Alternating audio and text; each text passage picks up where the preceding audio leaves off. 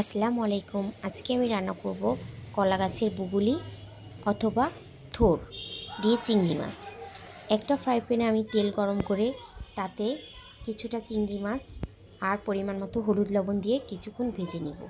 তারপর আমি এটাতে পেঁয়াজ কুচি আর কাঁচামরিচ ফালি দিয়ে আরও কিছুক্ষণ ভেজে নিব। এরপর আমি এটাতে আদা রসুন অ্যাড করব। আদা রসুন অ্যাড করার পর আমি এটাকে আরও কিছুক্ষণ কষিয়ে নেব। সামান্য পরিমাণ পানি দিয়ে দিব যাতে করে আমার কাঁচা মশলার গন্ধটা না থাকে। তারপর আমি ভালোভাবে কষিয়ে এরপর আমার কুচানো বকুলিগুলি দিয়ে দিব। দেওয়ার পর আমি এটাকে উল্টিয়ে দিব।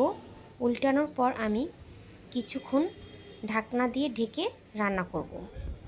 ঢাকনা সরিয়ে আরও কিছুক্ষণ আমি এটাকে রান্না করব। এই তো হয়ে গেল আমার খুব সহজেই কলা গাছের বকুলি রান্না। সবাই ভালো থাকবেন। আল্লাহ হাফেজ।